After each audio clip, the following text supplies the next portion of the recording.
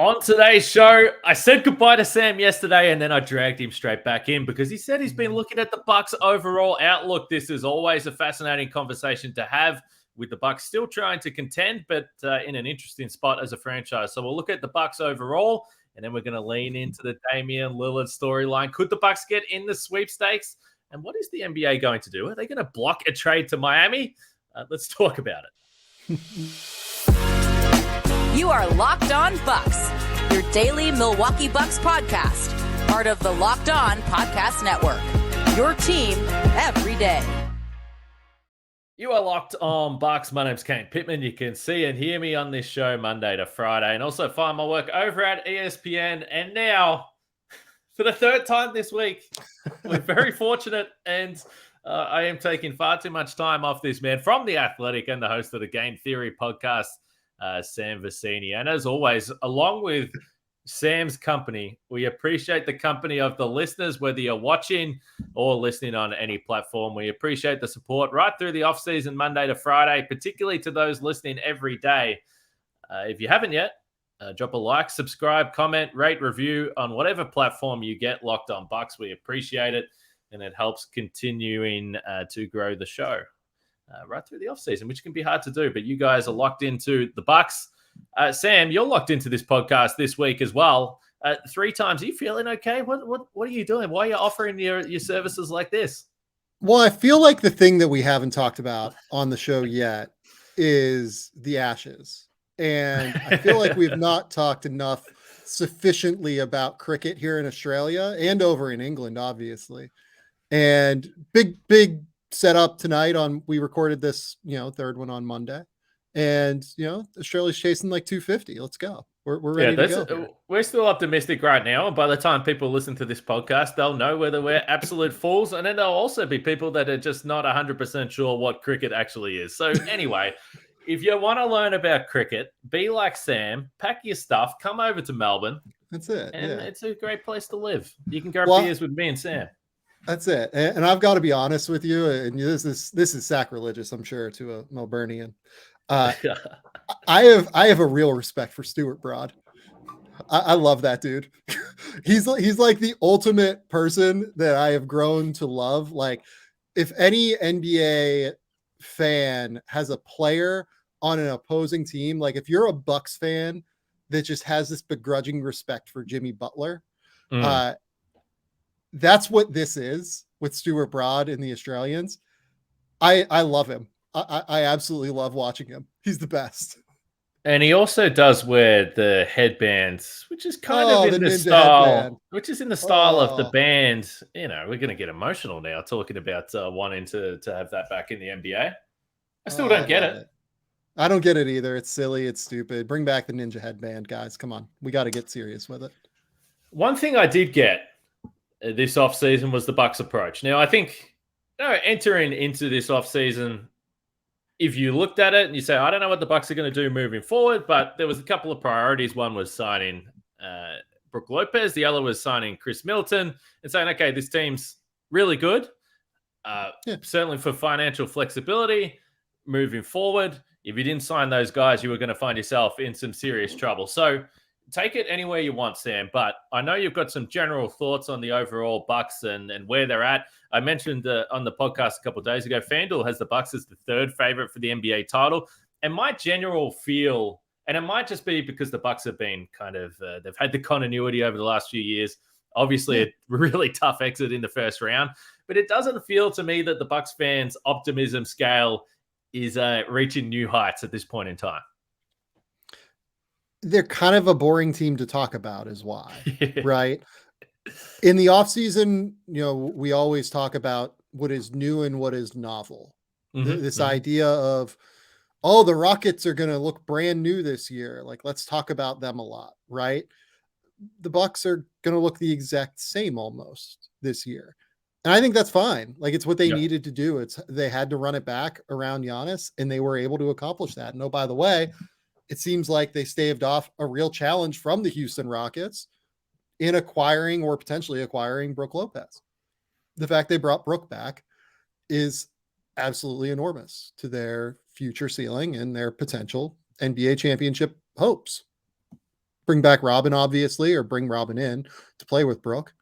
It's huge. The fact that they are now in a circumstance where they have Giannis, Middleton, Brooke Lopez, Bobby Portis, Pat Connaughton, Marjon Beauchamp, and Andre Jackson in theory, and AJ Green in theory, all signed through next season is really important. And then they have Drew Holiday as well, who has a player option for next season. And I don't know, what do you think Drew does with that player option? I don't know. I think there's a chance he just picks it up.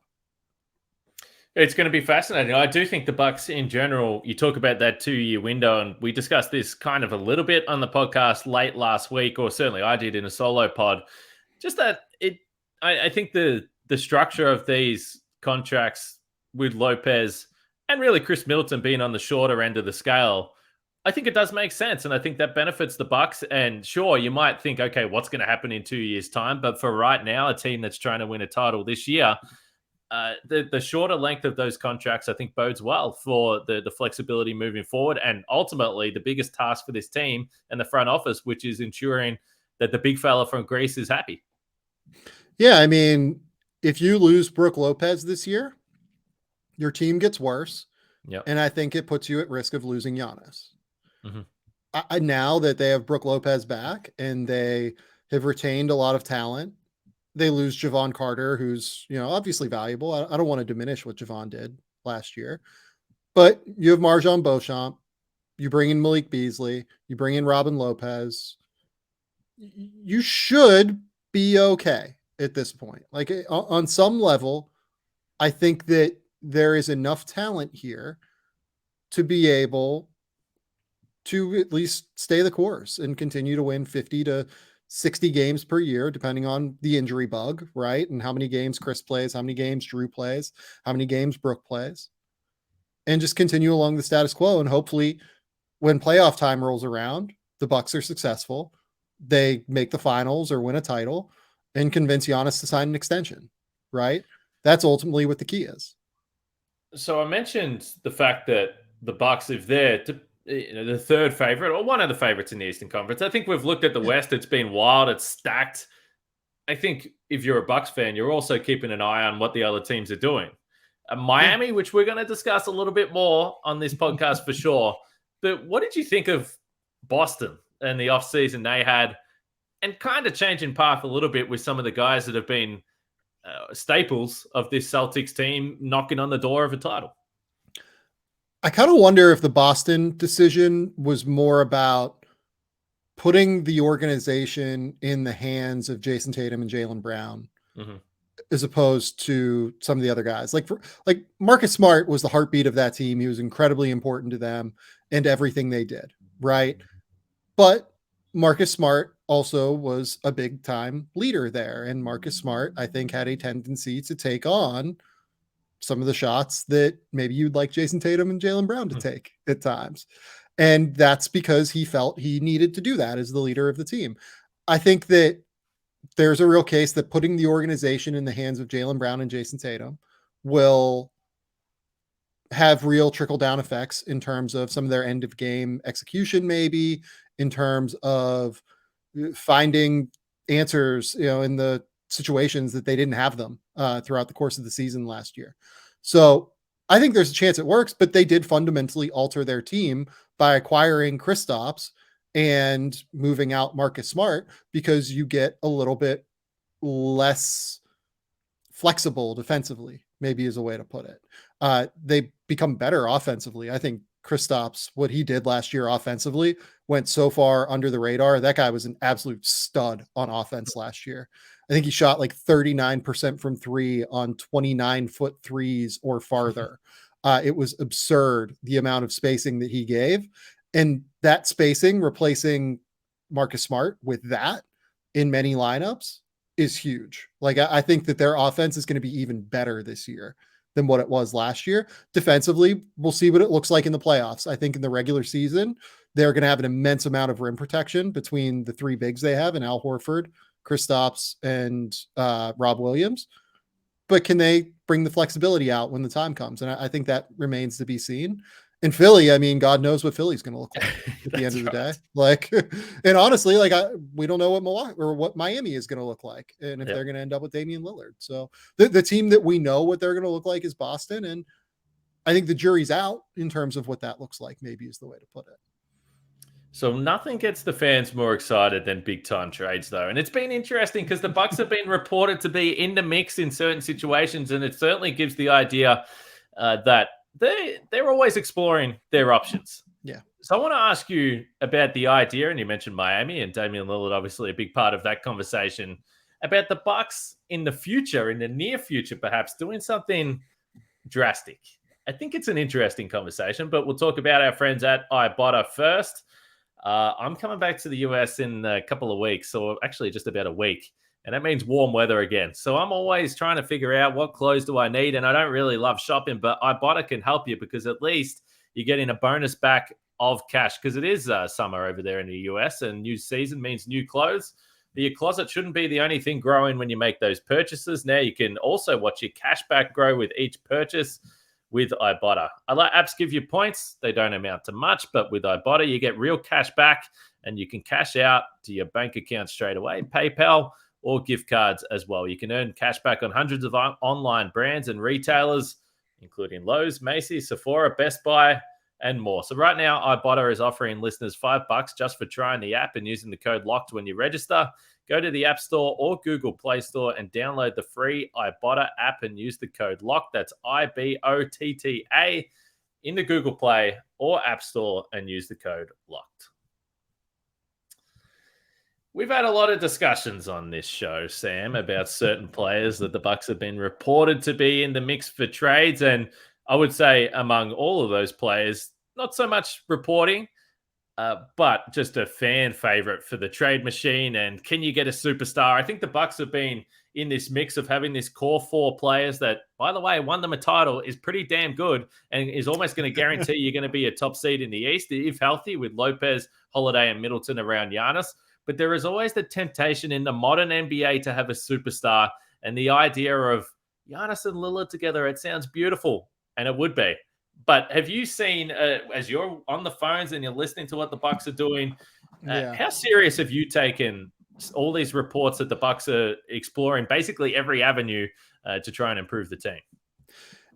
I think I take it seriously that they're exploring every avenue to try and improve the team. It always feels like when I talk to people around the league that like teams are trying to figure out, if it's not Miami, then who is it for Damian Lillard, right? Or there's a general sentiment sometimes around the league where like people don't want him to go to Miami, right? And they'll bring up teams and people will bring up Milwaukee and they'll bring up like, oh yeah, like you could do Drew and like some of their assets, and maybe Portland could move Drew to a third team and pick up assets that way. And, maybe that's a way to go about it. Like you could do, maybe Drew is so good that you could do Drew for 3 first-round picks somewhere else, or, just trying to come up with like different avenues. Like I was trying to come up with one earlier today where it was like, okay, maybe you do Damian Lillard to Milwaukee where you send Drew Holiday to Golden State, where Golden State then gets like their high level defender that they don't totally have with Klay Thompson anymore. And then you do like, Chris Paul's contract, Jonathan Kuminga, Moses Moody, et cetera, to Portland. Right. Mm-hmm. Trying to find different constructions that are weird and like work. Right. Sure.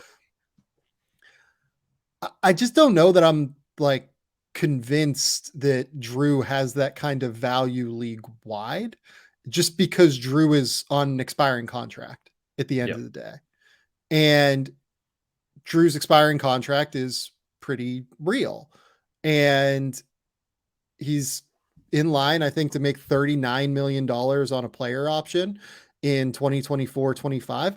It's not, probably not what he's worth at the end of the day. Like he could probably go out and get a 2-year contract in the ballpark of what Fred VanVleet just got at the very least, right? Mm-hmm. So, it just comes down to, what does Drew Holiday want at that point? And I don't think Drew Holiday is going to want to like go start anew somewhere else, right? Sure. So, you're probably then talking about like a 1-year situation, unless you're a Golden State kind of team, right? But to me, like I don't really buy that Milwaukee would be in the Lillard sweepstakes totally. Do you? Like that just doesn't sound right to me, I guess. Not really. I've always had this weird balance of trying to figure out, you know, has Giannis's mindset changed over the years as well? And I think it is interesting, and it feels weird to say it, but he is over the next 2 years going to turn 30 years old, which feels bizarre. He still feels like a 26-year-old, but as he gets older, he's always struck me as the guy, and we've said this, and we might be proven wrong, that if there was going to be a Giannis playing with someone, it feels like a superstar would come to Milwaukee, but who would that superstar be? It hasn't been in free agency because the Bucks haven't been in a position to really launch at a target like that. Would a free agent come to Milwaukee? I'm not so sure. So it does feel like it's been via trade. But Giannis is also fiercely loyal. And he won a title with those guys. And I would believe that he thinks that they can win a title again this year. And if things shape well and they stay healthy, I think they can as well. So that's always the other part of this, where he has to be on board with a major trade like that. And I think that's a fascinating conversation. Yeah, I mean, I just don't like, I don't know what to think of where Giannis's headspace would be on that, I guess. Like if you're trading Drew for Damian Lillard, is that something that they want to do? I frankly like don't have the answer to that. I think it would be a strange, I think it's a decision that makes sense first and foremost, I guess I would say. And like, it would be fun. Let's say that, Sam. It'd be incredibly fun. It's just, again, like it would require a team to think that Drew Holiday can be a long-term answer at point guard. And I just don't know that that team will exist, given that he effectively only has 1 year left on his contract. So is there a team that's going to give up substantial assets like in a 3-team construction because they think Drew Holiday will push them over the top? Drew's a phenomenal player. I think there are probably situations where Drew would push you over the top. I think I just mentioned one in Golden State. Like that's an interesting one to me. And he did it in Milwaukee, but it was 2 years ago. But he did it in Milwaukee.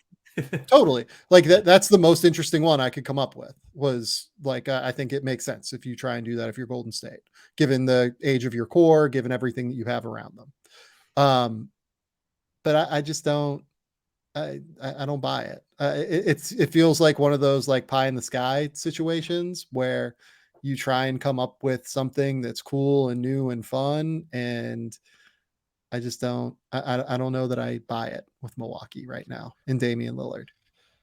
So I am someone that I will never push back on the conversation from the fans and the hopes and the dreams and the trade machines. Get into it because it is a fun idea, and I am all on board for it. But I do, and I have thought, as we've discussed it over the last month, it seems not high on the likelihood scale. But I also think if you're a Bucks fan, clearly it's always the case where in an ideal world, you don't want superstars from the West coming to the East. So over the last few days, we've seen the reporting that the NBA is sending memos out and they're trying to push back now on players saying, hey, I want to be traded.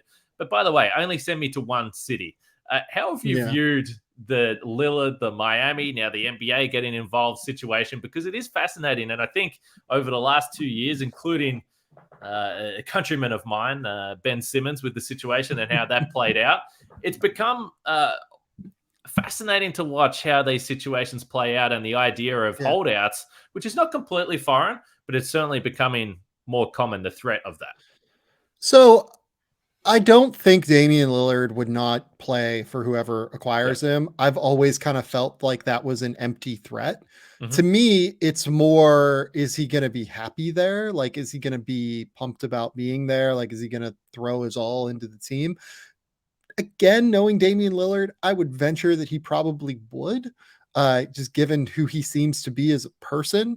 It's just, if you're a team that is giving up those kind of assets for him, where like the offer that you have to beat, basically, in my opinion, is 3 firsts, Jaime Jaquez, and whatever Miami could get for Tyler Hero, right? I don't know what they would be able to get. I think they'd at least get 1 first, let's say. So you have to be 4 firsts, 2 pick swaps, and Jaime Jaquez. That's, it doesn't strike you. It's more of a quantity over a quality deal, right? but that doesn't seem like completely unreasonable. It's on the low end of what I would hope for in a Damian Lillard trade. Damian Lillard was unbelievable last year, but like we're edging toward the idea of where that could be like an okay valuation for him, I feel like. And if you're an opposing team, that's the deal you have to top. I feel like it's in the range of outcomes that I've always felt like, even if Aaron Goodwin like didn't say anything publicly and like it wasn't clear that Dame wants to go to Miami, I've always kind of felt like it's within the range of outcomes that Miami would give the best offer for Dame as it is. Like, do you think that Milwaukee would be able to top that offer, I guess? Well, it's been challenging for the Bucks over the last few years because they poured, and this is where the trade market has become so distorted because of some of the trades and the draft picks that have been thrown in there. Because the Bucks, they gave all their draft capital up in a trade for Jrue Holiday. Now, they did go on and immediately win a title, so you will never have any question marks about that. They absolutely got the job done. But I don't. That's been the biggest challenge. What do the Bucks have? A 2029 first round pick, and what's the value of Marjon Beauchamp? And then, you for the money, you throw in a Jrue Holiday, an all-star player last year. But in terms of the pure draft capital, if that's what Portland are after as a young team looking to kind of reset, I don't see how the Bucks get there.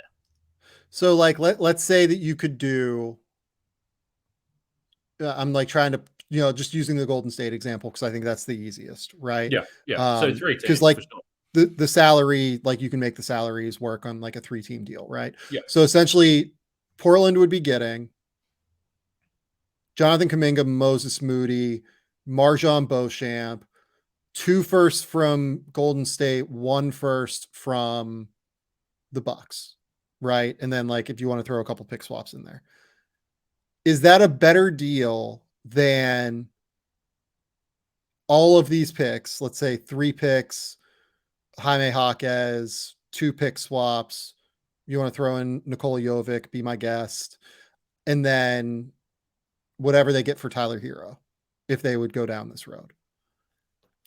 Given the like the capital, like the asset capital of having to pay Jonathan Kuminga and Moses Moody after next season potentially, I don't know that it is. Like I'm not sure that's a better offer, frankly.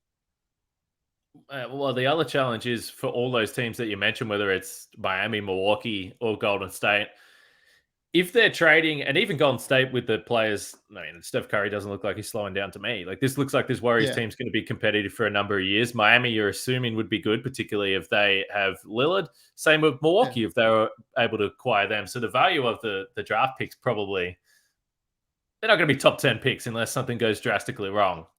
So I would agree with you. I think Miami does, if that's the market and no one else can top that, and it's only these contending teams, and it's not one of the rebuilding teams that wants to get in the market and then get involved, then I think you're right. I think Miami probably beats them, which is why the conversation from a Milwaukee point of view, in my mind, I don't think would gather that much steam.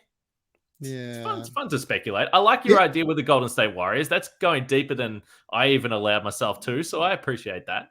I tried to get creative to come on the show. Like I tried to at least come up with like a solution that, you at least have to take 5 seconds to think about, right? Like, is there a world where that's a better offer than what Miami can bring? I've been struggling to find like who the better offer is, basically, than what Miami is going to get, right? That's what I've been trying to do over the last couple of weeks. And I think there are a couple teams like New Orleans really wanted to get involved. New Orleans could top the offer for sure. If Toronto wanted to, I think Toronto could probably top the offer. But if those teams don't, I don't think Oklahoma City wants to. I don't think Utah wants to speed up their rebuild.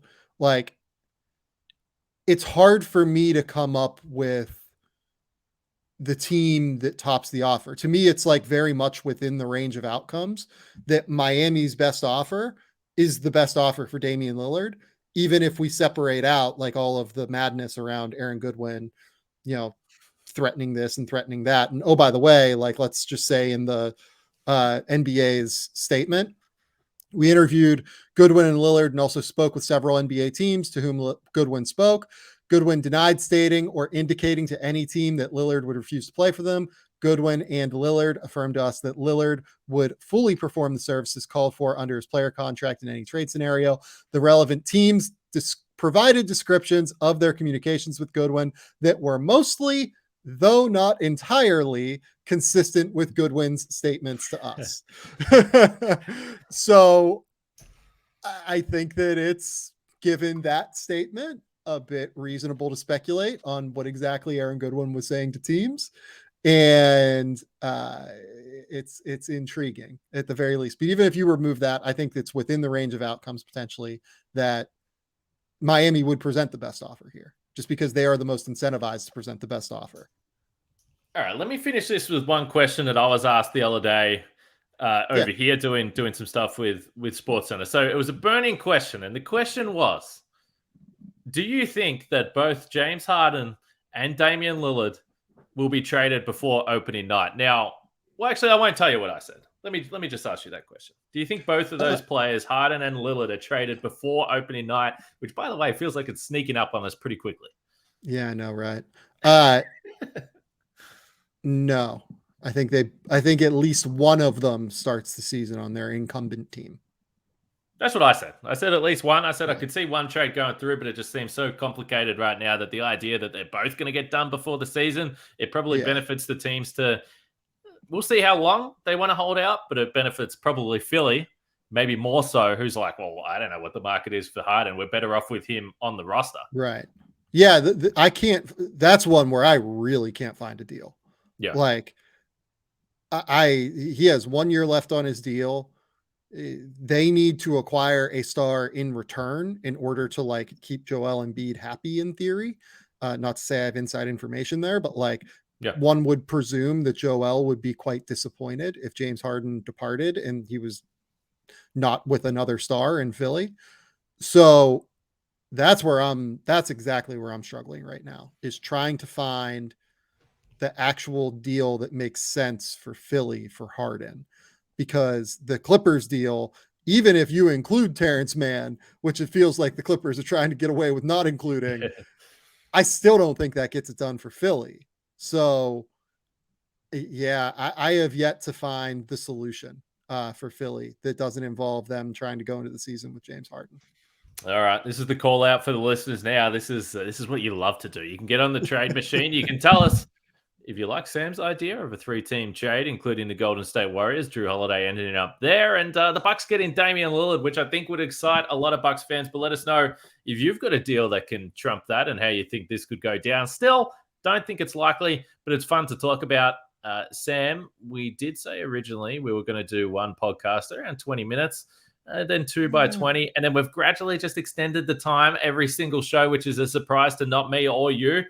But check out Sam's work at The Athletic and the Game Theory podcast. Mate, thank you.